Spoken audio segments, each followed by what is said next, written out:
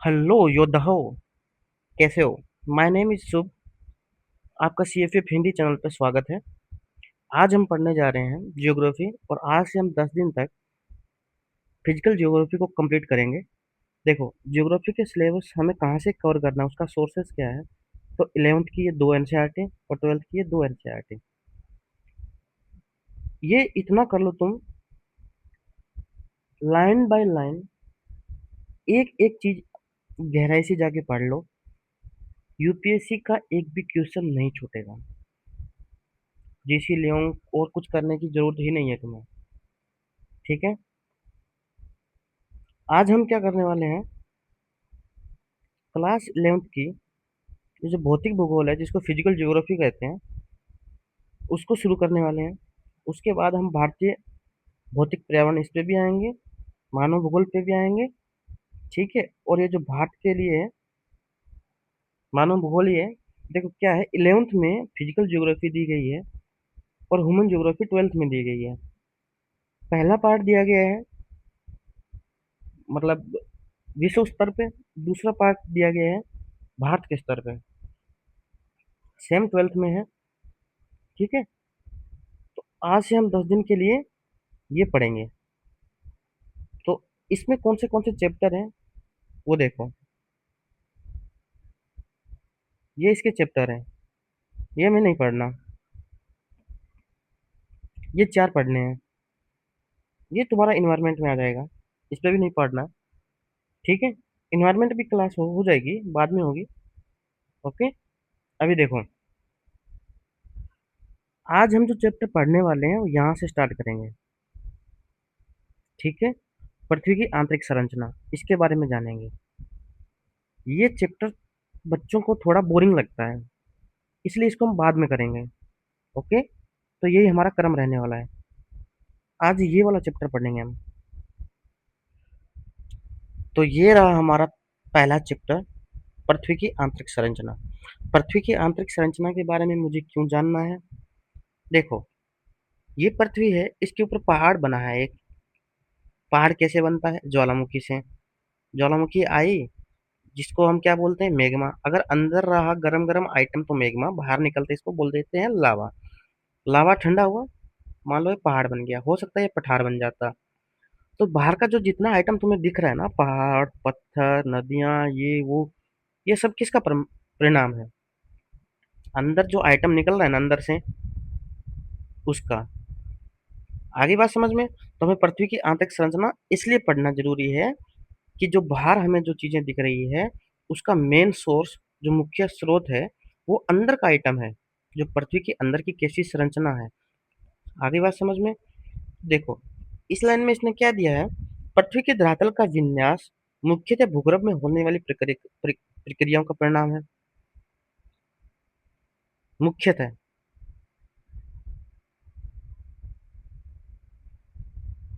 वापिस बोल रहा हूँ, मुख्यतः। आगे वाली लाइन में क्या लिखा है, बहिर्जात और अंतर्जात प्रक्रियाएं लगातार भूदर्शय को आकार देती रहती हैं। अच्छा, बहिर्जात और अंतर्जात प्रक्रियाएं ये क्या है? सुनो, ये पृथ्वी है, अंदर से ज्वालामुखी निकली, बाहर जाके ठंडा हो गया, यहाँ पहाड़ बन गया। ठीक है। ये अंतर्जात प्रक्रिया है। ये अंतर्जात प्रक्रिया है। आगे बात समझ में? अब मान लो हवा आ रही है इधर से, मान लो हवा आ रही है इधर से, ये पहाड़ है, इधर से टकराई इधर से टकराई, हो सकता है इसको फ्लैट कर दिया ऊपर वाली सरफेस को, तो ये ऐसा रह गया, ये पहाड़ ऐसा रह गया, ऊपर से फ्लैट हो गया, तो ये पठार बन गया। आगे बात समझ में? जो हम पृथ्वी पे आज जो चीजें देख रहे हैं ना, उसके दो मेन रीजन बताए इसने, बहिर्जात और अंतर्जात। अंतर्जात में समझ में आ गया, और बहिर्जात में। अब मैंने यहाँ पे पोज क्यों लिया था, ये देखो, ये लाइन देखो तुम। ये कह रहा है कि बहिर्जात और अंतर्जात दोनों प्रक्रियाएं ही भूदस्या को आकार देती है। जो हम भूमि पे देख रहे हैं, जो विन्यास देख रहे हैं, सतल विन्यास, उसके लिए कारक ये है, दोनों दोनों क्रियाएं। बट मुख्यतः कौन सा है? ये। तो एनसीईआरटी को लाइन बाय लाइन ऐसे पढ़ते हैं। मतलब अंतर्जात की जो क्रिया है ना, वो हावी है बहिर्जात पे। मेनली अंतर्जातीय है। मान लो अंदर से ज्वालामुखी निकला है, नहीं तो कैसे बनेगा? बाहर तुम हवाएं उड़ाते रहो। आगे बात समझ में? ये लाइन देखो इंपॉर्टेंट है। ये ऐसे के लिए इंपॉर्टेंट है। मानव जीवन मुख्यतः अपनी क्षेत्रीय भूआकृति से प्रभावित रहता है। ये कहना चाह रहा है कि इस चैप्टर को तुम्हें पढ़ना क्यों है। ये इसका मेन रीजन दे रहा है। कैसे? मानव जीवन क्षेत्रीय भूआकृति से प्रभावित कैसे है वो समझो। मान लो ये राजस्थान है और ये तमिलनाडु है। ये कोस्ट का इलाका है, ये रेगिस्तान है। यहाँ जो रहने वाले लोग होंगे ना, वो रेगिस्तानी परिधान पहनेंगे, जो राजस्थान में जो परिधान पहना जाएगा। वही खाना खाएंगे जो उसकी जलवायु के लिए सूटेबल हो। तमिलनाडु वाले तट के हिसाब से खाएंगे, लुंगी पहनेंगे। तो ये ऐसे के लिए इंपॉर्टेंट हो सकता है ये लाइन। ठीक है, आगे देखो। अब ये चैप्टर आगे क्या चीजें बताएगा पूरी की पूरी। पृथ्वी पे जो तुमने चीजें देखी ना, उसके दो कारण बताए इसने, बहिर्जात अंतर्जात। ये अंतर्जात वाली है ना, अंतर्जनित वाला, उसके बारे में पूरा का पूरा एक्सप्लेन करेगा आगे। अंतर्जात मतलब भूकंप, ज्वालामुखी, ये सारी की सारी क्रियाएं अंदर हो रही है ना पृथ्वी के, उसके बारे में। बहिर्जात वाली, बहिर्जात वाली आगे चैप्टर रहेंगे ज्योग्राफी में। आगे चैप्टर रहेंगे, वायुमंडल के बारे में बताएगा। ठीक है, वो कैसे काम करता है। ताप के बारे में बताएगा। ठीक है, जल के बारे में बताएगा। ये सारे कारक बहिर्जनित हैं। तो आज हम अंतर्जनित कारक के अंदर पढ़ेंगे। ठीक है, देखो। अब इसने क्या बोला है, पृथ्वी की जानकारी के साधन क्या है। जो भूगर्भ है पृथ्वी का, उसकी जानकारी के साधन क्या है। तो उसके दो स्रोत हैं, प्रत्यक्ष स्रोत है, अप्रत्यक्ष स्रोत है। अंदर जो आइटम है ना, उसके बारे में हमें जानना है। तो उसके सोर्स क्या क्या है। देखो, दो सोर्स हैं। एक तो ये सोर्स है कि मैं डायरेक्ट अंदर से आइटम निकाल लूं और उसके बारे में जानकारी ले लूं, उसका परीक्षण कर लूं। और दूसरा ये है, कुछ ऐसे पैरामीटर मुझे मिल जाए जो डायरेक्टली इनडायरेक्टली इसके बारे में बताए, अंदर क्या आइटम है। ठीक है, तो दो कारक हैं, प्रत्यक्ष स्रोत है और अप्रत्यक्ष स्रोत है। आगे बात समझ में। यहाँ देखो, सोर्स कौन से हैं अंदर के जानकारी के, प्रत्यक्ष स्रोत और अप्रत्यक्ष स्रोत। प्रत्यक्ष स्रोत में क्या क्या आएंगे, ज्वालामुखी आएगा और चट्टान आएगा। सिर्फ इनको याद रखना तुम, प्रत्यक्ष स्रोत को। ज्वालामुखी, चट्टान, ज्वालामुखी, चट्टान। देखो, ज्वालामुखी कैसे, पृथ्वी के अंदर से मान लो ये निकला और इधर ठंडा हो गया, तो ये ज्वालामुखी हुआ ना। ये जो ठंडा हुआ, ये इधर से ही तो आया है, अंदर से। जब ये अंदर से आया है तो मैं ज्वालामुखी का परीक्षण सीधा कर लूंगा, आइटम उठा के, मिट्टी उठा के, कुछ भी उठा के परीक्षण करूंगा तो मुझे पता चल जाएगा कि अंदर क्या आइटम है। इसमें सिलिकॉन ज्यादा है कि लोहा ज्यादा है कि क्या ज्यादा है। प्रत्यक्ष स्रोत हो गया। चट्टान, देखो, ये जो ज्वालामुखी है, जो इसका लावा है बाहर जो ठंडा हुआ, उसे तो चट्टाने बनेगी। चट्टान से मैं आइटम उठाया और मैं उससे परीक्षण किया, पता चल गया अंदर क्या क्या है।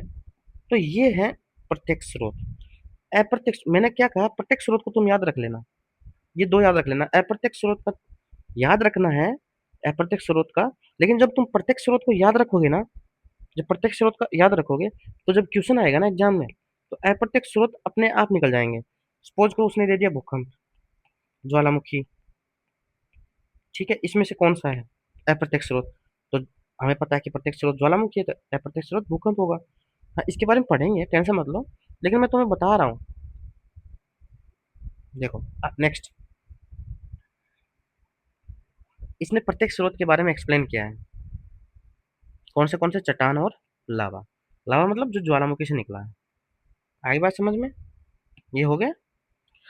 अब देखो, अप्रत्यक्ष स्रोत के बारे में इसने बताया है। पहला स्रोत इसने बताया है उल्कापिंड, सॉरी, पहला स्रोत इसने बताया है तापमान, दाब और घनत्व के जो परिवर्तन की दर है, उसके बारे में इसने बताया है। सर, अप्रत्यक्ष स्रोत, घनत्व, ताप, दाब, इसमें परिवर्तन हमें कैसा पता चलेगा। देखो,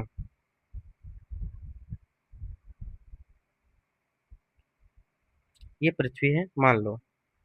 ठीक है, जैसे जैसे तुम नीचे जाओगे, ताप, दाब, घनत्व, ये बढ़ते जाएंगे। तो सर, ये बढ़ते जाएंगे तो इससे हमें मतलब क्या, ताप, दाब, घनत्व बढ़, और ये पता कैसे चला। ऐसे पता चला, ये पृथ्वी है तो मैं नीचे तक तो ड्रिल कर नहीं सकता, खनन नहीं कर सकता नीचे तक। मान लो मैंने 10 किलोमीटर तक खनन किया, 10 किलोमीटर तक, तब मैंने ताप, दाब और घनत्व के बारे में जानकारी इकट्ठा करी कि 1 किलोमीटर, 2 किलोमीटर, 3, 4 ऐसे 10 किलोमीटर तक क्या चेंजेज आ रहे हैं। तो देखा गया कि ताप, दाब और घनत्व है ना, ये बढ़ते जा रहे हैं जैसे तुम गहराई में बढ़ते जा रहे हो। तो इसका मतलब ये अंदर तक जाएगा ना, पूरा केंद्र तक, तब तक बढ़ते जाएंगे, तब तक बढ़ते जाएंगे मतलब। फिर इससे मुझे कैसे पृथ्वी की आंतरिक संरचना के बारे में जानकारी मिली। देखो, ताप बढ़ता गया, इसका मतलब क्या हुआ, अंदर ताप जिस दर से बढ़ता गया है, तब मुझे अनुमान लगा कि यार अंदर जाकर के तो ये बहुत ज़्यादा तापमान हो जाएगा। मान लो 600 डिग्री सेल्सियस हो गया, समझ में आ गया? अगर 600 डिग्री सेल्सियस तक हो गया तो मतलब ये तो अंदर तो आग है। दाब बढ़ता गया, घनत्व बढ़ता गया, मतलब ये हो गया कि यहाँ घनत्व बढ़ा, मतलब भूप्रपट्टी पे जो घनत्व है पदार्थ का, जो हम देख रहे हैं ठोस होने के बावजूद भी जो घनत्व है वो कम है, जो अंदर है उनका घनत्व ज्यादा है, मतलब पास पास में है। तो हमें इसके बारे में पता चल गया ना कि अंदर आइटम कैसे हैं, पदार्थ कैसे हैं। तो पहला जो अप्रत्यक्ष स्रोत हो गया अपना, यहाँ देखो, ताप दाब घनत्व में परिवर्तन की दर, ठीक है। दूसरा इसने बताया है उल्कापिंड। उल्कापिंड, अब सर उल्कापिंड तो बाहर से आता है, मतलब दूसरे, मतलब अंतरिक्ष से आता है, मतलब दूसरे ग्रह का कोई टुकड़ा हो सकता है। पृथ्वी के बारे में कैसे, जो उल्कापिंड है ना, एनसीईआरटी ये बोल रहा है अभी कि जो उल्कापिंड है ना, उसकी जो संरचना है वो भी एक ग्रह का हिस्सा है, पृथ्वी अपनी एक ग्रह है।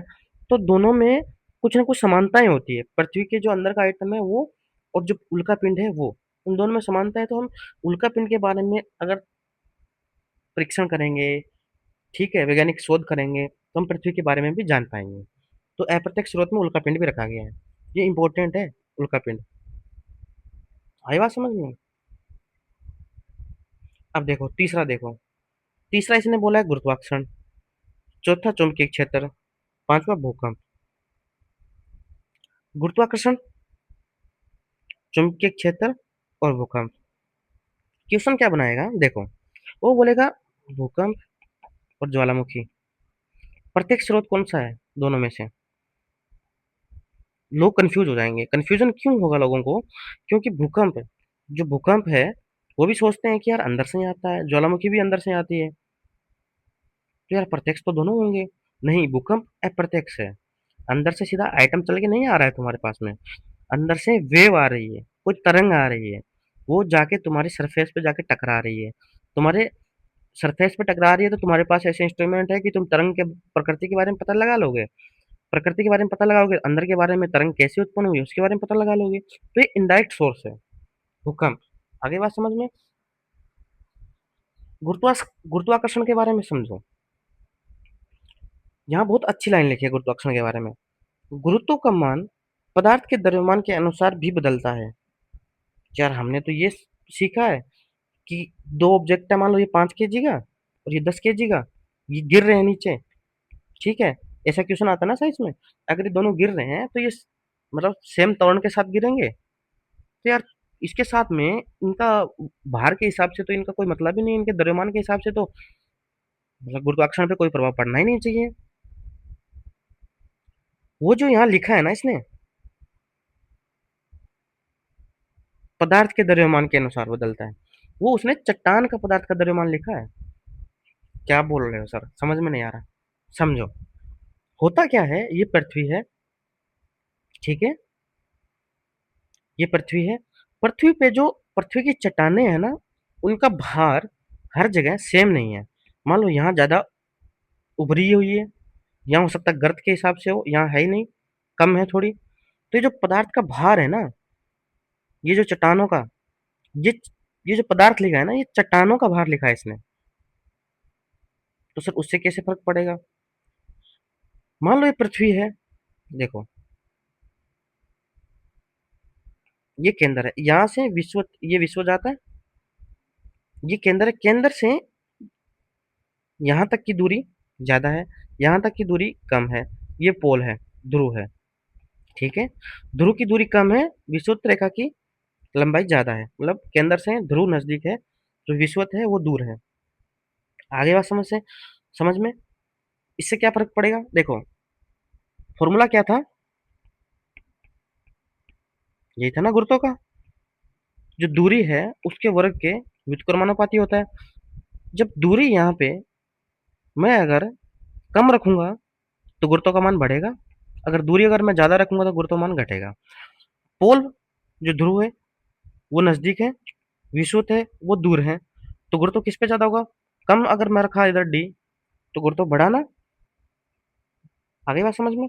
तो ध्रुव पे गुरुत्व ज़्यादा होगा, विषुवत पे गुरुत्व कम होगा। मतलब यहाँ पे भार ज़्यादा होगा कोई भी वस्तु का, और यहाँ पे भार कम होगा। यहाँ तक बात समझ में आ गई? एक चीज़ और समझो, ये मान लो पृथ्वी है, इसके ऊपर अनइवन जो मतलब समान प्रकार से नहीं, जो पदार्थों का वितरण है ना, कहीं कम कहीं ज़्यादा, इसको गुरुत्व विसंगति बोलते हैं। अब मान लो पृथ्वी का भार इस तरफ ज़्यादा है और यहाँ गुरुत्व मैं नापूंगा, ठीक है? अगर मैं यहाँ गुरुत्व नापूंगा इस वस्तु के लिए तो ज़्यादा होगा। अगर मान लो यहाँ कम है, भार कम है, अगर यहाँ नापूंगा तो कम होगा। आगे बात समझ में? तो हमने अप्रत्यक्ष स्रोत में चार चीजें पढ़ी: दाब ताप, घनत्व के परिवर्तन की दर, उल्का पिंड, गुरुत्वाकर्षण और गुरुत्व विसंगति। गुरुत्व विसंगति के बारे में ध्यान रखना, ये क्वेश्चन आ चुका है, एनडीए सीडीएस दोनों में आ चुका है, ठीक है? और ये जो लाइन दे रखी है ना, बड़ी अच्छी लाइन दे रखी है, लोग कंफ्यूज होंगे, सोचेंगे यार द्रव्यमान पे तो, पदार्थ के द्रव्यमान पे तो निर्भर नहीं करना चाहिए, बट ये जो लाइन लिखी है ना, ये चट्टान के पदार्थ के द्रव्यमान के बारे में लिखी है। आगे बात समझ में? अच्छा, इधर पांचवा पॉइंट क्या है? भूकंप। ये हमने इधर छोड़ दिया है, लिख लेना अपनी नोट्स में, ठीक है? अब भूकंप के बारे में हम पढ़ेंगे पूरा अच्छे तरीके से। देखो, भूकंप के बारे में हम पढ़ रहे हैं। भूकंप क्या है? एक मतलब पृथ्वी का जो कंपन है ना, उसी को भूकंप बोलते हैं। जो अंदर से, ये जो पृथ्वी है अंदर से जो तरंगे निकली बाहर, सरफेस पे गई, सरफेस पे जाकर के अगर कुछ मान लो इसने तोड़फोड़ मचाई, तो इसी को भूकंप बोलेंगे, ठीक है? पृथ्वी का हिलना। इसने क्या लाइन दे रखी है? ऊर्जा के निकलने के कारण तरंगे उत्पन्न होती है, ठीक है? सभी दिशाओं में फैलकर भूकंप लाती है। आगे बात समझ में? ये चीज समझो तुम, एनसीईआरटी को पढ़ने का तरीका समझो। ये तुम्हें सिर्फ डायग्राम दिया गया था, डायग्राम से एक एक चीजें कैसे निकालते हैं वो समझो। अब तुम इसको देखोगे, इस डायग्राम को, तो तुम्हें क्या चीजें पता चलेगी? पी तरंग लिखा है, एस तरंग लिखा है, ध्रुवीय तरंग लिखा है, यहाँ पहुंचने का समय लिखा है, यहाँ आयाम लिखा है। तो तुम्हें हर एक डायग्राम से एक एक चीज निकालनी है खोद खोद के। तो कैसे निकालोगे खोद खोद के? देखो, इधर लिखा है आयाम और ऐसे बनाया है, तो एक नंबर चीज क्या हो गई? आयाम ज्यादा किसका है? धरातलीय तरंग का। ये तरंगों के प्रकार है, इसके बारे में पढ़ेंगे आगे, ठीक है? पहुंचने का समय, पी एस, धरातल पहुंचने का समय। देखो, ये सिस्मोग्राफ का वो ये पूरा सिस्मोग्राफ पे आया है, ये पी तरंग का आया है, एस तरंग। तो सबसे पहले वाली तरंग कौन सी है? पी। बाद में एस वेव, उसके बाद में धरातलीय वेव। तो सबसे पहले कौन सी पहुंचती है? पी। अब सबसे पहले अगर कोई इंसान पहुंच रहा है या कोई चीज पहुंच रही है, तरंग पहुंच रही है, तो उसका वेग सीधी सी बात है ज्यादा होगा। तो तरंगों में वेग किस सबसे ज्यादा किसका? उसके बाद, उसके बाद दूसरी चीज, पी तरंग, एस तरंग, ये पृथ्वी के अंदर तक ही चलती है। धरातल तरंग, ये पी और एस जब धरातल पे पहुंच जाती है ना, उसके बाद ये तरंगें धरातल तरंग के रूप में बन जाती है, ठीक है? अब भूकंप आता कैसे है भाई, इसके बारे में तो बता दो। होता क्या है? ये पृथ्वी है, पृथ्वी में ऐसे सेल रहती है, ठीक है? इनको सेल बोलते हैं। ये पृथ्वी पूरे के पूरे ऐसे ठोस नहीं है, पूरी की पूरी ठोस नहीं है। तो कैसे है? ऐसे है, मान लो ये हिस्सा थोड़ा सेल है, ये दूसरी सेल है, ये तीसरी सेल है, ऐसे बंटी हुई है ये, टुकड़े टुकड़ों में, ठीक है? टुकड़ा टुकड़ा गैंग। अब देखो, ये सेल है, ठीक है? ये दूसरी सेल है। आई बात समझ में? जो जो सेल है, ये दोनों सेल है, ये आसपास में ऐसे जुड़ी हुई है मान लो, ठीक है? ये जो बीच का हिस्सा है ना, जो दरार है, ये ब्रश बोलते हैं इसको। ठीक है? अब क्या होता है, मान लो ये सेल सीधा सीधा फ्लैट नहीं होती, समतल नहीं होती सीधा। कोई भी चीज़ ऐसे समतल नहीं होती कभी भी, ध्यान रखना। तुम्हें मैं घर्षण समझाने जा रहा हूँ, ध्यान रखना। एकदम माइन्यूट जाओगे ना तुम इसमें,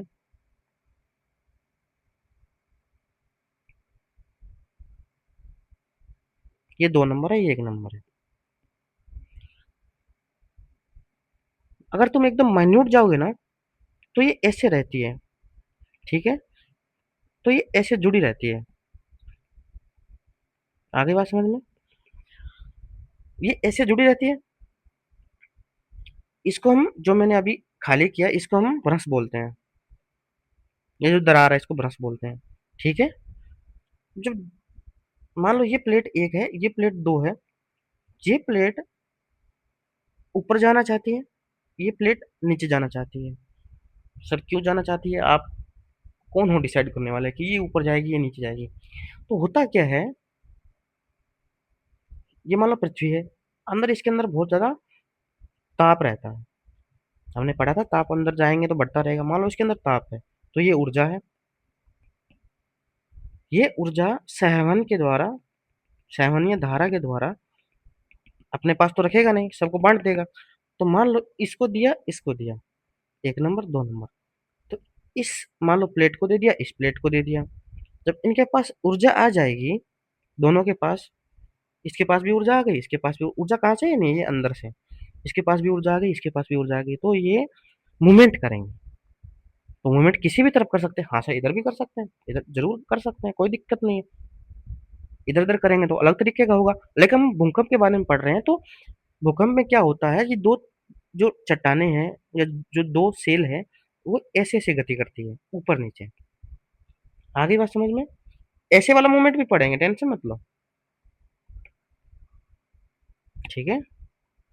हाँ, तो भूकंप कैसे आता है वो समझाता हूँ। ये ऊपर गई, ये नीचे गई। ये जो मैं तुम्हें ये पढ़ा रहा था ना, चट्टाने की फ्लैट नहीं होती, ऐसे ऐसे ऐसे होती है। तो क्या होता है, ये जुड़ी रहती है।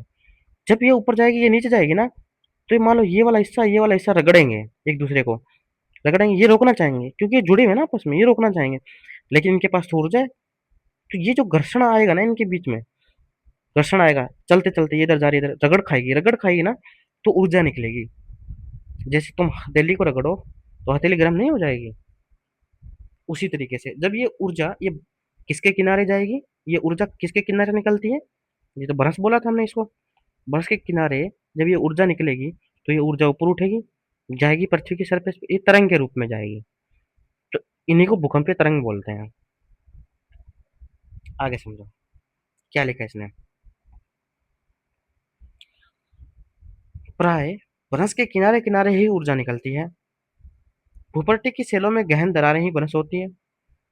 ठीक है? ब्रश को इधर नीचे एक्सप्लेन किया है। एनसीईआरटी की ये खासियत है यार, चीजें पहले ही एक्सप्लेन नहीं करेगा तुम्हें, पहले ना इच्छा जगाएगा। इस लाइन में ब्रश के किनारे किनारे ही ऊर्जा निकलती है। अब तुम्हारे दिमाग में आया कि ब्रश क्या है, तो अगली लाइन में बोल देगा कि ब्रश ये है। ऐसे पढ़ते हैं एनसीईआरटी को। ठीक है? ब्रश के दोनों तरफ सेलें विपरीत दिशा में गति, अब विपरीत लोग कैसे सोच लेते हैं, ये इधर जाएगी, ये नहीं। इसने बोला है ब्रश के दोनों तरफ, ब्रश ये है, इसके दोनों तरफ इधर इधर उनके आपस का घर्षण उन्हें परस्पर बांधे रहता है।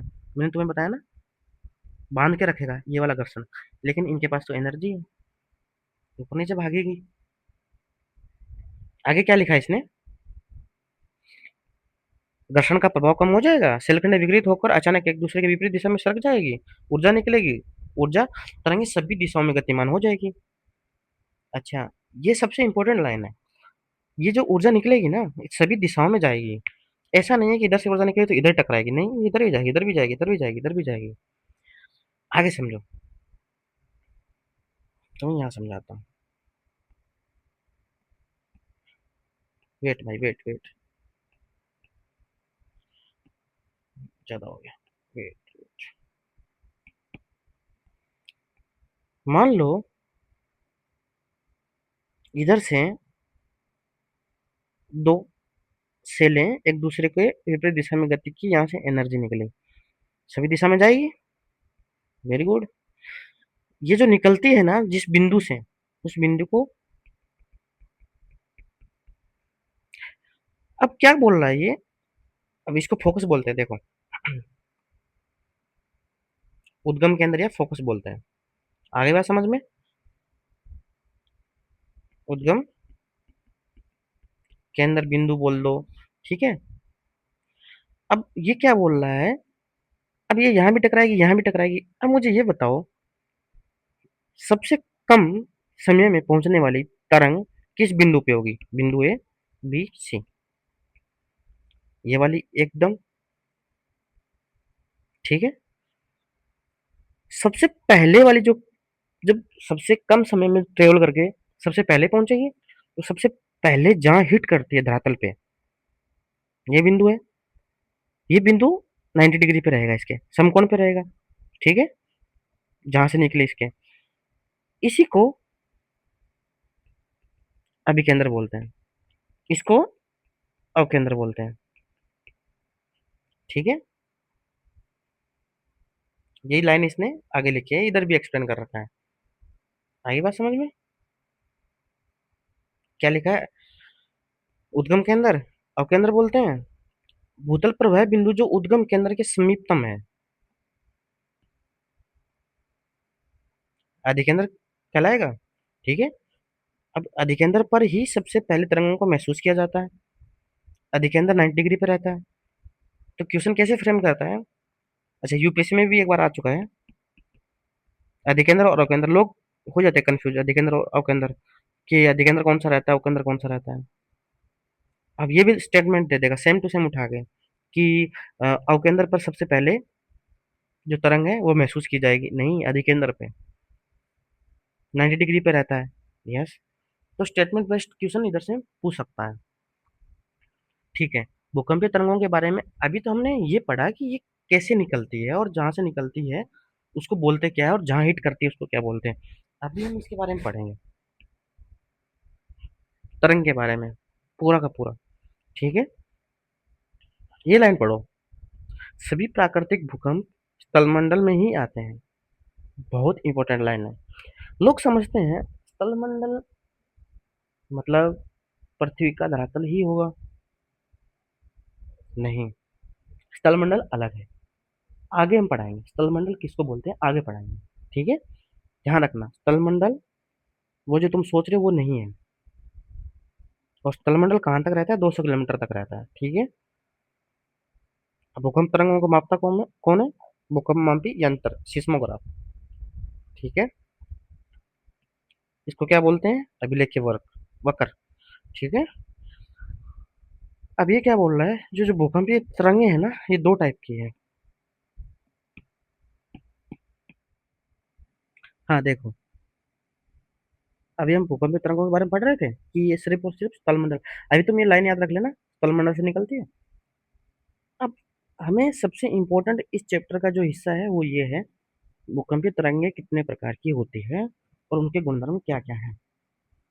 देखो, ये पृथ्वी है, इधर से भूकंपीय तरंगे निकली, ठीक है। जब तक ये वाला पॉइंट कौन सा होगा? अधिकेंद्र। ये वाला पॉइंट कौन सा होगा? अवकेंद्र। जब तक ये अधिकेंद्र मतलब ये धरातल पे पहुंचती है, तब तक ये दो फॉर्म में रहती है, दो टाइप की रहती है, पी, एस। इसको प्राइमरी प्राथमिक, एस सेकेंडरी द्वितीयक। प्राथमिक तरंग, द्वितीय तरंग। दो तरीके की तरंगें निकलती है जब यहाँ मान लो इस पॉइंट से निकली, दो तरीके की तरंगें निकली। एक तरंग ध्वनि तरंग की तरह होती है, एक तरंग प्रकाश तरंग की तरह व्यवहार करती है। मतलब सर क्या होगा, मान लो ये वेव है, इसकी डायरेक्शन ये है, मतलब तरंग यहाँ से निकली, इधर पहुंचना है इसको, ये से पहुंच रही है। एक तरंग यहाँ से निकली, तरंगों में जो कण रहते हैं उनके गति करने के तरीके अलग अलग होते हैं। कैसे सर, समझो। देखो, एक कण ये, दूसरा कण ये, तीसरा कण ये, चौथा कण ये, पांचवा कण ये डायरेक्शन यही है। अब ये कण हो सकता है गति कैसे करे, ऐसे करे ऊपर नीचे, ये हो सकता है ये वाला कण, सॉरी ये वाला कण ऐसे गति करे, मतलब ये यहाँ से यहाँ जाए, फिर यहाँ जाए, यहाँ जाए, यहाँ जाए। आगे वाला कण इसे टक्कर खाए, ऐसे ऐसे किया, ऐसे ऐसे किया, ऐसे ऐसे। हो सकता है ये पहले इधर जाए, फिर नीचे जाए, फिर दूसरा वाला कण इधर जाए, इधर जाए, ऐसे ऐसे। समझ रहे हो, ऊपर नीचे ऊपर नीचे। तो दो तरीके की गति होती है। आगे बात समझ में। तुमने ध्वनि तरंगों के बारे में पढ़ा होगा कि वो कण, ध्वनि तरंगों के कण ऐसे ऐसे गति करते हैं। प्रकाश तरंगों के कण ऐसे ऐसे गति करते हैं, ऊपर नीचे। डायरेक्शन ये है दोनों में, तरंग की डायरेक्शन, दिशा यही है। तो एक ऐसी तरंग जिसके कण की गति, जो तरंग की गति है उसी के समांतर है कणों की गति। एक ऐसी तरंग, एक ऐसी तरंग जिसके कणों की गति तरंग की गति के लंबवत है। दो तरीके की तरंग हो गई। आगे बात समझ में। तो क्या है, जो पी तरंग है, प्राइमरी तरंग है, ठीक है, उसके जो कण है वो गति कैसे करते हैं। देखो, ऐसे गति करते हैं, तरंग की गति के समानांतर। एस तरंग है, उसके जो कण है वो कैसे गति करते हैं, ऊपर नीचे, ठीक है, लंबवत, ऊपर नीचे। आगे बात समझ में। तो एक तरंग पी, एक तरंग एस। अच्छा, पी तरंग की खासियत क्या है, ये तीनों माध्यम में, ठोस हो, द्रव हो, गैस हो, उसमें चल सकती है।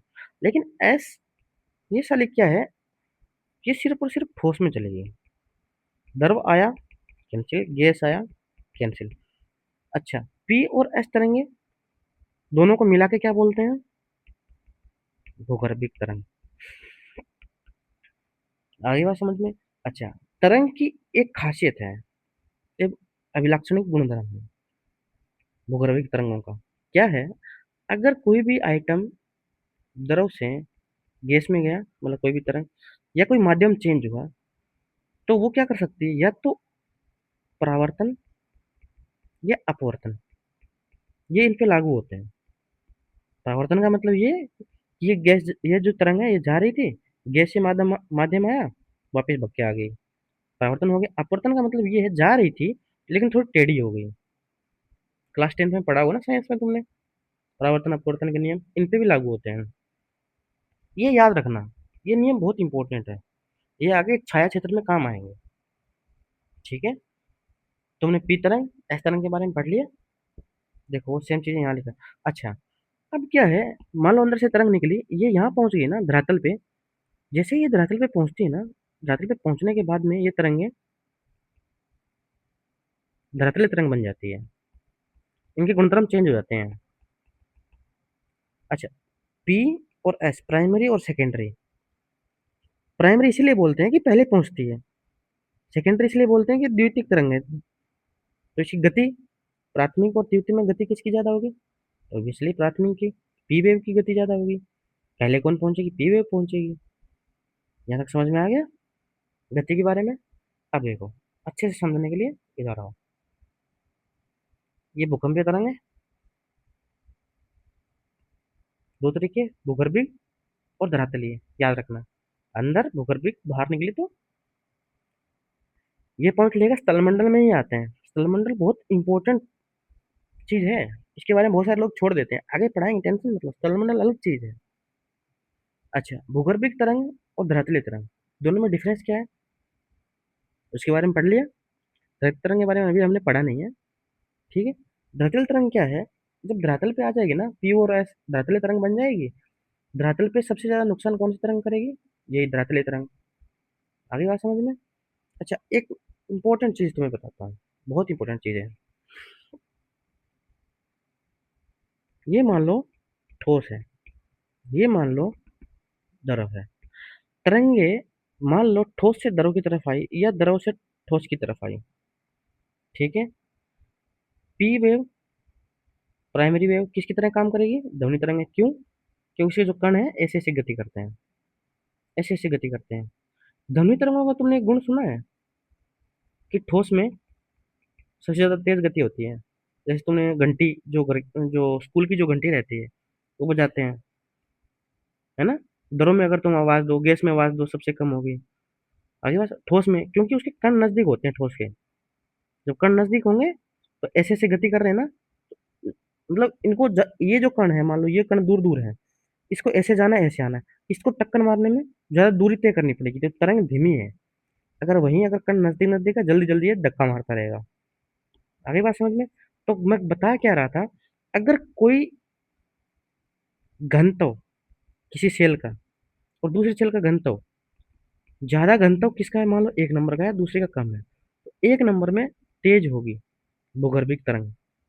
तो घनत्व में अगर अंतर पड़ेगा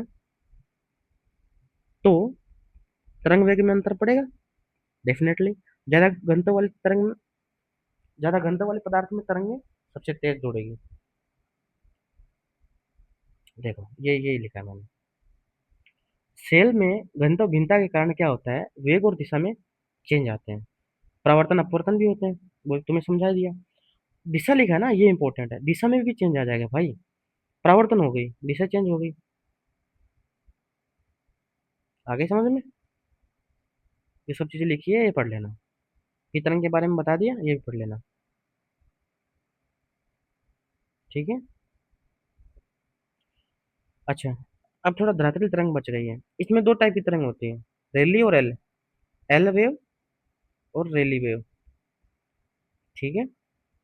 इनमें ज्यादा डीप में जाने की जरूरत नहीं है।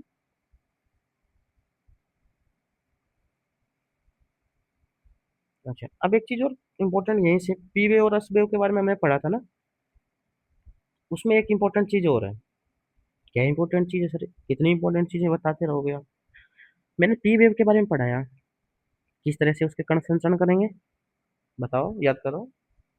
कैसी तरंग रहेगी, ध्वनि तरंग की तरह। पी वेव कैसे, आगे पीछे। एस वेव ऊपर नीचे। ठीक है सर, समझ गए सर। तो सर क्या होगा, मान लो पी वेव, ये सेल है, चट्टान है, इसके अंदर से गुजरी, ये कण ये कण ये कण ये कण ये कण, कण खुद नहीं गति कर रहे हैं, आगे पीछे धक्का मार रहे हैं बस। सपोज करो इसके अंदर ये कण ऐसे ऐसे गति कर रहा है, ऐसे धक्का मार रहा है, ऐसे ऐसे ऐसे ऐसे ऐसे। जो ये डब्बा है, ये ऐसे ऊपर उठेगा कि फैलेगा, ऐसे फैलेगा। अगर इसके कण यहाँ ऐसे गति कर रहे हैं, ऐसे ऐसे धक्का मार रहे हैं, अंदर ही अंदर सेल को तोड़ रहे हैं, तो सेल पहले ऐसी थी ना, अब ऐसे हो जाएगी। आगे बात समझ में? मतलब ये उभार आएगा पी वेव की वजह से, या फिर उभार का मतलब ऐसे ऊपर उठेगी, या फिर ये फैलेगी। सर पी वेव की वजह से फैलावा ना चाहिए, उल्टा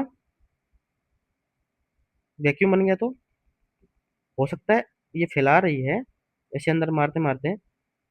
ठीक है, तो उसका उल्टा, फैलाव का उल्टा संकोचन, संकोचन भी आ सकता है सर।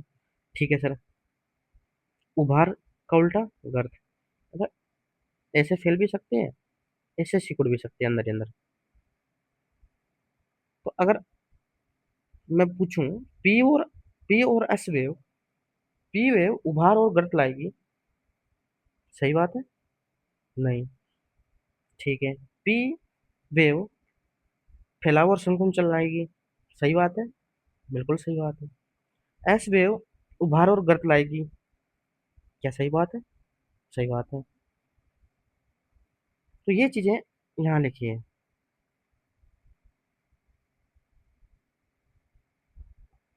ये देखो, पी तरंगों से कंपन की दिशा मतलब पी तरंगों से कंपन की दिशा तरंगों की दिशा के समानांतर ही होती है। यह संचरण की गति की दिशा में ही पदार्थ पर दबाव डालती है। इसके दबाव के फलस्वरूप पदार्थ के घनत्व में भिन्नता आती है और सेल में संकुचन या फैलाव होता है। अन्य अच्छा, अब एस वेव में भी सेम चीज है, फैलाव और संकुचन। तो एस वेव में उभार और गर्त। पी वेव में हमने क्या क्या चीज पढ़ ली, कण की गति कैसी करेगी। पहली चीज, पी वेव ठोस द्रव और गैस में जाएगी, एस सिर्फ ठोस में गति करेगी। अच्छा, एक चीज मुझे तुम बताओ। चलो पहले ये बता देता हूँ क्या क्या पढ़ लिया। ये दोनों तरंगे किस टाइप की तरंगे? भूगर्भिक तरंगे हैं। पी तरंगे ध्वनि तरंगे की तरह काम करती है। एस तरंगे की गति, तरंग की गति के मतलब जो कण है उनकी गति लंबवत रहती है। ठीक है। पी और एस अगर दोनों बाहर निकले तो धरातलीय तरंग बन जाएगी। उसके बाद में हमने पी इसका, अगर पी और एस वेव अगर किसी चट्टान से निकल रही है तो उसका फैलाव करेगी, संकुचन करेगी, कि क्या करेगी, उभार लाएगी, गर्त लाएगी। इसके बारे में हमने पढ़ लिया। अब समझो। अब समझो, मान लो मेरे पास भूकंप लेखी है जिसपे मैंने सिस्मोग्राफ मान लो। इस पे मान लो पी वेव आई, कहीं एस वेव नहीं पहुंची। इसका मतलब क्या निकलेगा? मतलब मेरे पास पी पी वेव मैंने इसको इसके ऊपर अभिलेखित हो गई लेकिन एस वेव अभिलेखित नहीं हुई। हमने एक पढ़ा था पी वेव ठोस, द्रव, गैस तीनों से निकल सकती है। एस सिर्फ ठोस से निकल सकती है। अगर एस वेव मेरे पास नहीं पहुंची तो मतलब कि कहीं ना कहीं रास्ते में या तो द्रव आया होगा या गैस आई होगी। एक और इम्पोर्टेंट चीज देखो, सर आपने पी वेव एस वेव के बारे में तो पढ़ा दिया था कि इसके जो कण हैं वो कैसे गति करते हैं, लेकिन धरातल तरंगों के बारे में पढ़ाया नहीं था। तो एक चीज याद रखना, सिर्फ और सिर्फ पी वेव है ना, उसी के कण है ना ऐसे ऐसे गति करते हैं। बाकी एस वेव वो धरातल वेव, धरातल में कौन सी लव और रैली, इन ये तीने, ये जो तीनों है ना, ये तीनों कैसे गति करते हैं? लंबवत। इनके कण कैसे गति करते हैं? लंबवत। तो ये लिखा देखो, सिर्फ पी वेव का याद रखना। ठीक है। अब छाया क्षेत्र के बारे में हम पढ़ते हैं।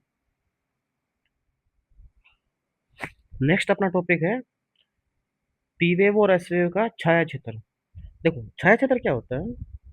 मान लो ये पृथ्वी है। ठीक है। यहाँ से ये अंदर का हिस्सा है, यहाँ से मान लो कोई तरंग निकली। हम्म। यहाँ पहुंची, यहाँ पहुंची, यहाँ पहुंची, यहाँ पहुंची, यहाँ पहुंची। एक ऐसा क्षेत्र मान लो यहाँ नहीं पहुंची, तो ये वाला एरिया इसका, इसके लिए इसका छाया क्षेत्र हो जाएगा। आगे बात समझ में?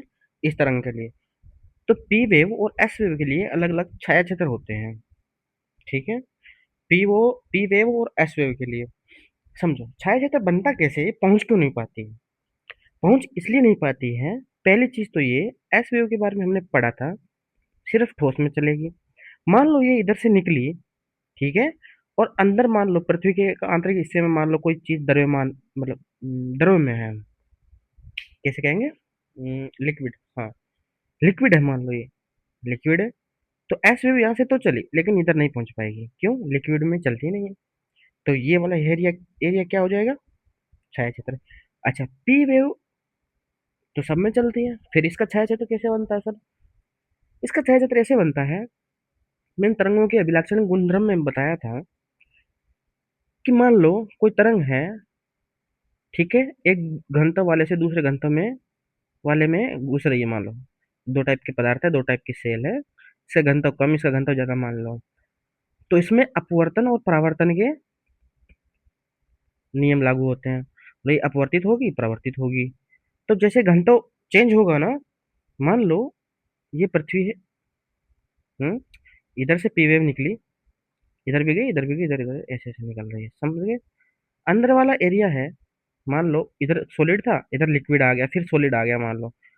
तो क्या होगा, ये इधर से जैसे ही वेव जा रही है ना इधर, तो ये यहाँ से मान लो अपवर्तित हो गई। अपवर्तित का मतलब क्या होता है? मान लो यहाँ से किरण आई, ये जानी तो ऐसी ही थी लेकिन ये थोड़ी टेढ़ी हो गई। तो यहाँ से मान लो ये अंदर का हिस्सा बना रहा हूँ मैं, यहाँ से पी वेव आई लेकिन अंदर घुसते ही ये थोड़ी ऐसी हो गई, आई, मान लो अंदर हो गई, ऐसी हो गई, समझ गए? यहाँ पहुंच नहीं पाएगी। तो ऐसे पी वेव में होता है। एस वेव के साथ भी होता है परावर्तन अपवर्तन, समझ गए? अब देखो, इनका अध्ययन करना है। ये बना बनाया डायग्राम है पी वेव के छाया क्षेत्र के बारे में। ठीक है। देखो ये पी वेव इधर से निकली, निकलने के बाद में ये क्रोड है, कोर है। एक बार के लिए तुम सिर्फ इतना समझो कि ये द्रव अवस्था में रहता है कोर। एक बार के लिए समझो तुम। ठीक है। पी वेव निकली इधर से, ऐसे मुड़ गई। ठीक है, ऐसे मुड़ गई, लेकिन इस एरिया में, इस क्षेत्र में नहीं आ पाई, इस क्षेत्र में नहीं आ पाई। तो पी वेव के लिए छाया क्षेत्र कौन सा हो गया? इतना हिस्सा और ये वाला हिस्सा। बाकी जगह पे पहुंचेगी, यहाँ भी, यहाँ भी, यहाँ भी। एस वेव के लिए समझो, ये पूरा का पूरा ही द्रव है। करोड़ मान लो द्रव है, करोड़ मतलब कोर, अंदर का हिस्सा पृथ्वी का। एस वेव इधर से निकली, इधर इसको डिक्लाइन कर दिया कि नहीं जाना, तो ये यहाँ तक ही मुड़ गई। तो छाया क्षेत्र कितना हो गया? इतना हो गया। पहली बात, छाया क्षेत्र सबसे ज्यादा किसका? एस वेव का। आगे बस में इतना बड़ा छाया क्षेत्र है। दूसरी चीज, ऐसे कौन से एरिया है जहां पे पी वेव और एस वेव दोनों का छाया क्षेत्र रहेगा?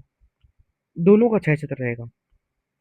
देखो एनसीईआरटी ने इधर तो 103 और 142 लिखा है, लेकिन इन्होंने इधर 105 145 लिखा है। मतलब इन्होंने क्या किया है, लगभग मान लिया है 105 डिग्री इसको, और 145 डिग्री इसको एक मान लिया है, मतलब ऑन एन एवरेज। ठीक है, इधर में अगर मैं इसका मान लिखूं 145 और इधर का लिखूं तो 105। ठीक है, क्या किया है इसने, ऐसे ऐसे लिया है। ठीक है, 180 डिग्री मान लो, 180 डिग्री यहाँ तक, 180 डिग्री यहाँ तक। ठीक है, इसमें भी सेम, 180 डिग्री यहाँ तक, 105, 105। तो मैं ये पूछ रहा था कि दोनों तरंगे कहाँ कहाँ नहीं पाई जाएगी, दोनों। पी और एस अलग अलग तरीके से नहीं पूछ रहा, दोनों। तो मुझे ये एरिया दिख रहा है 105 से लेके 180, 180 से 105, मान लो 105 से 105 तक। इसका तो दिख रहा है, पी वे बीच में आ जा रही है। तो कॉमन एरिया कौन सा हो गया? कॉमन एरिया समझो ये वाला और ये वाला, इसमें भी इधर तक है ही छाया क्षेत्र। तो कौन से पी और एस किस किस में पाए जाएंगे दोनों? 105 से लेके 145, 105 से लेके 145 दोनों तरफ। इधर भी 105 से 145, इधर भी 105 से 145। आगे बात समझ में? ठीक है। अच्छा मुझे ये बताओ कि दोनों में से पी वेव का क्या क्वेश्चन बन सकता है नेक्स्ट? अच्छा, अच्छा दोनों किस किस, कौन से एरिया में छाया चित्र नहीं बनेगा दोनों का? देखो दोनों का, पी और एस वेव दोनों हमेशा कौन से क्षेत्र में रहेगी? कौन से क्षेत्र में हमेशा रहेगी? 105 डिग्री से लेके 105 डिग्री तक, इसमें भी 105 से 105। ये इधर भी है लेकिन एस वेव नहीं है, तो क्वेश्चन दोनों का पूछा ना। आगे बात समझ में? तो ये चीजें इधर एक्सप्लेन कर रखी है भाई ने, सेम चीजें। ठीक है, भूकंप के प्रकार पढ़ लो, कौन से प्रकार के भूकंप आते हैं। देखो, पहला कौन सा है? विवर्तनिक। विवर्तनिक मतलब जो हमने चैप्टर के स्टार्टिंग में पढ़ा था, भ्रंश वाला, इधर उधर चली, उसकी वजह से आ गया। ज्वालामुखी वाला, ज्वालामुखी क्या होते हैं, जैसे अंदर से निकल रहा है मान लो ज्वालामुखी, तो अंदर से जब आइटम निकलेगा तो इधर भी टक्कर मारेगा ना, निकलते निकलते तो मारेगा, टक्कर मारते मारते निकलेगा, इधर मारेगा टक्कर, तो ये वाली प्लेट है ये हिलेगी तो बस भूकंप आएगा। अच्छा, एक और कोलेप्स भूकंप, निर्यात भूकंप, ये कौन सा होता है? जैसे खनन कर रहे हैं कि विस्फोट कर दिया, खनन करते विस्फोट करते हैं ना, कोयला वेला निकालते हैं, तो उसकी वजह से भी आ सकता है। ठीक है, ये वाला कौन सा है? परमाणु विस्फोट है, ये अलग तरीके का है। ठीक है, उसकी वजह से भूकंप आ जाए, जैसे परमाणु हमला कहीं होगा तो धरती कांप पेगी ना। बांध जनित क्या होते हैं, जैसे मान लो ये बांध बनाई तुमने, बांध के लिए तुम्हें सबसे पहले इधर पानी स्टोर करना पड़ता है, मतलब स्टोर किया तुमने, बांध बनाई, मान लो ये ढह ही गया पूरा बांध, ढह गया तो भाई धड़ाम से गिरेगा, तो भूकंप आएगा, इसको बांधने भूकंप बोलेंगे। आगे बात समझ में? अब देखो तीन तरीके के पैमाने हैं भूकंप नापने के। सो सिस्मोग्राफ, रिएक्टर स्केल, ठीक है, मरकरी, क्या बोलते हैं इसको, अरे नाम नहीं आता, मर्केली, सॉरी, मर्केली। ध्यान रखो, मर्केली में क्या होगा, जो पैमाना रहेगा 1 से 12 तक का रहेगा, ये 0 से 10 तक का रहेगा। सिस्मोग्राफ क्या नापता है? कौन सी तरंग कब पहुंची, कौन सी दिशा, ये चीजें नापता है। मतलब वेग, जो तरंग है ना उसके बारे में ये नापता है, और तरंग के गुणधर्म क्या है। ठीक है, रिएक्टर क्या है? रिएक्टर स्केल ऐसे याद रखना तुम, जैसे तुम रील में देखते हो, पहले रिएक्शन आता है, ठीक है, पहले एक्शन आता है, सॉरी, पहले एक्शन आता है, फिर उसका रिएक्शन, जो रील में आता है ना कि ये एक्शन हुआ उसका रिएक्शन हुआ, ऐसे फनी फनी मीम आते हैं। ठीक है, तो रिएक्शन क्या, रिएक्टर से रिएक्शन मतलब कितनी तीव्रता का है। आगे बात समझ में। मरकेली, मरकेली ऐसे याद रखना, ये क्या नुकसान नापता है, मतलब भूकंप आ गया उसके बाद का क्या नुकसान हुआ है। ये दोनों उसी टाइम के हैं, मतलब भूकंप आ रहा है ना उसी टाइम के हैं, ये बाद का है। मरकेली बाद में नापेगा, कितने मर से, याद रखना मर गए, कितना नुकसान हुआ, तो ये नुकसान नापता है। आगे बात समझ में। तो ये 3 टाइप के हैं, इनमें भी लोग कंफ्यूज होते हैं। ठीक है, ये पढ़ लेना तुम, भूकंप के प्रभाव कौन से, इतना इंपॉर्टेंट नहीं है। सुनामी वाला देखो, ये थोड़ा इंपॉर्टेंट है। ये बोल रहा है कि सुनामी का प्रभाव कब पड़ता है, पता है। सुनामी होती क्या है, पहले तो ये देखो ना। ये मान लो समुंदर है, समुंदर भी पृथ्वी के ऊपर है, मान लो यहाँ समुंदर है। हो सकता है ना कि इसका जो अधिकेंद्र है इधर ही जाके टच किया जाए, ये जो भूकंप है ये इधर जाके टच किया।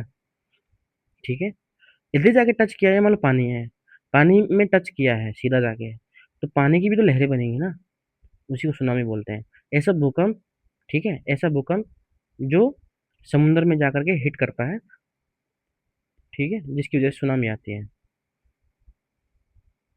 ये क्या लिख रहा है, अच्छी चीज क्या लिख रहा है।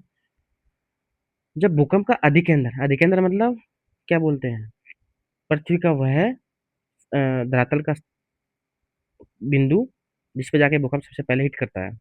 अधिकेंद्र समुद्र अधस्थल पे हो, सरफेस पे, समुद्र की सरफेस पे हो, तो भूकंप की तीव्रता बहुत अधिक हो। सुनामी के अंदर ये बात चीजें लिख रहा है, सुनामी के बारे में समझ में आ गया। अब देखो, सबसे इंपॉर्टेंट चीज, ये सब चीजें तो हमने जब स्टार्ट किया था, हमने क्या क्या स्टार्ट किया था कि भाई पृथ्वी के अंदर क्या आइटम है उसको देखने के लिए मेरे को प्रत्यक्ष, अरे यार,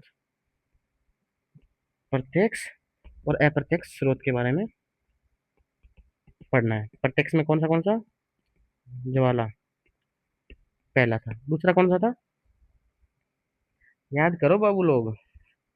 अप्रत्यक्ष में गुरुत्वाकर्षण, गुरुत्व विसंगति, भूकंप, और चौथा बताओ, दाब ताप ताप ताप दाब घनत्व, अंतर वाला था। और कमेंट सेक्शन में बताना दोनों का, एक और एक एक और रह गया। आगे बात समझ में। तो हमने स्टार्ट यहाँ से किया था अंदर की चीजें जानने के लिए, तो अंदर की चीजें हमने जब जान ली, तो अंदर क्या क्या है वो भी तो बता दो। सपोज करो ये पृथ्वी है, ठीक है, यहाँ जहाँ हम रहते हैं उसके नीचे सबसे ऊपर वाली जो प्रॉपर्टी है, भू प्रॉपर्टी,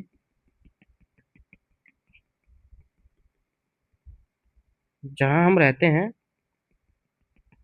ये थोड़ी गहरी भी है, इसको क्रस्ट बोलते हैं। ठीक है, ओके सर। फिर इसके बाद में सबसे अंदर कोर है, जिसका तापमान बहुत ज्यादा अधिक है। ये जो बीच वाला है ये मेंटल है। ठीक है, आगे बात समझ में। अब इनको भी फर्दर डिवाइड किया गया है, क्रस्ट में ऊपर वाला नीचे वाला, मेंटल में ऊपर वाला मेंटल, नीचे वाला मेंटल, कोर में ऊपर नीचे नहीं लिखा, कोर में इनर आउटर, आंतरिक बाह्य, आंतरिक और बाह्य को, आंतरिक एकदम अंदर वाला, ये वाला आउटर हो गया। अच्छा, इनको फर्दर डिवाइड क्यों किया गया है, क्योंकि मेंटल के अंदर भी उनके जो गुणधर्म है ऊपर वाली सतह के और उसके नीचे वाली सतह के अलग अलग हैं। आगे बात समझ में।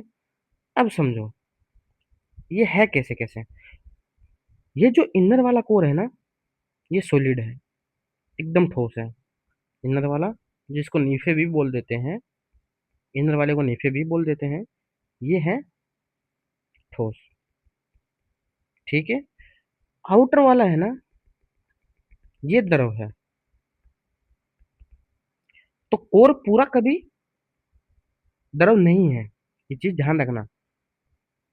मेंटल में समझो, मेंटल दो टाइप का है, मेंटल ऊपरी और निचला।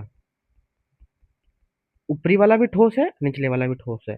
लेकिन इसमें क्या है, ऊपरी वाले में थोड़ा सा हिस्सा ठोस और द्रव के बीच का मान लो, मतलब ठोस है लेकिन उतना ठोस नहीं है। ऊपर वाले हिस्से में ठोस है लेकिन उतना ठोस नहीं है, मतलब पॉलीथीन जैसा। समझ में आ गया? कष्ट तो पूरा का पूरा है ही। समझने वाली चीज क्या है, जो बहुत अच्छी चीज है, जो बहुत सारे लोग छोड़ देते हैं, इतना तो सब पढ़ लेते हैं, अलग क्या है इसमें, वो समझो भाई। मैं इसको ऐसे बना सकता हूँ, इसको इनर बोल सकता हूँ, इनर कोर। इसको मैं आउटर कोर बोल सकता हूँ, ये जो कि लिक्विड है। उसके बाद में मेंटल, अपर और लोअर। ये अपर मेंटल रहेगा, ये लोअर मेंटल है। ठीक है। अच्छा, ये भूपर्पट्टी बोल देते हैं इसको। भूपर्पट्टी का मतलब करस्ट है। ये भी दो टाइप की है। अभी तुम ये समझो, होता क्या है कि जो ऊपरी वाली मेंटल है ना, इसमें कुछ हिस्सा, ये यहाँ तक तो ठोस सॉलिड है, लेकिन यहाँ तक तो सॉलिड है, लेकिन इसके नीचे थोड़ा सा हिस्सा, ये वाला हिस्सा, ये सॉलिड नहीं है, कम सॉलिड है, मतलब सॉलिड का हिस्सा ही बोल सकते हो, सॉलिड टाइप का है। लेकिन इसमें क्या है, संवहनीय धाराएं बहुत ज्यादा है, इसमें बहुत ज्यादा गर्म आइटम है। ठीक है। थोड़ा लिक्विड सा है। इसी को बोलते हैं दुर्बलता मंडल।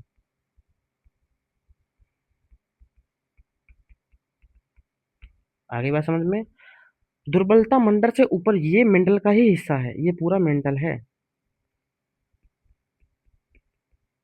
इतने किलोमीटर तक रहता है ये। ठीक है।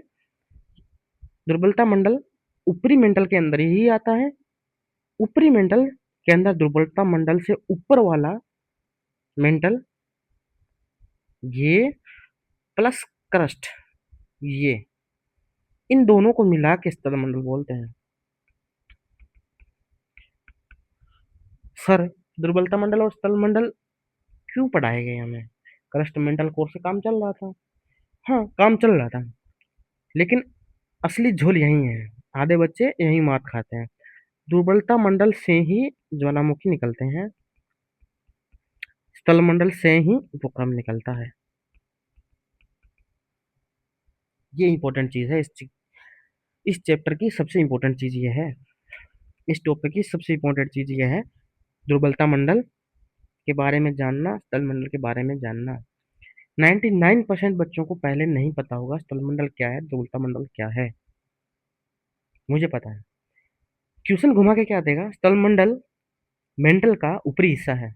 नहीं। स्थल मंडल क्या है, क्रस्ट से लेके, इस सरफेस से लेके ऊपरी मेंटल के ऊपरी ठोस हिस्से तक का है, मतलब पूरा का पूरा स्थलमंडल ठोस है। उसमें आएगा क्रस्ट आएगा, दूसरा आएगा ऊपरी मेंटल का, पूरा ऊपरी मेंटल नहीं आएगा बाबू, ऊपरी मेंटल का ठोस वाला हिस्सा। दुर्बलता मंडल क्या है, क्या यहाँ से लेके यहाँ तक है? नहीं। दुर्बलता मंडल सिर्फ और सिर्फ मेंटल का हिस्सा है, ऊपरी मेंटल का हिस्सा है, इतना सा हिस्सा है। दुर्बल स्थल मंडल बहुत ऊपर से लेके नीचे तक है, जबकि दुर्बलता मंडल सिर्फ इतना है। यहाँ तक बात समझ में आ गई? यहाँ तक तुमने अगर समझ लिया ना, ये चैप्टर आधा खत्म है।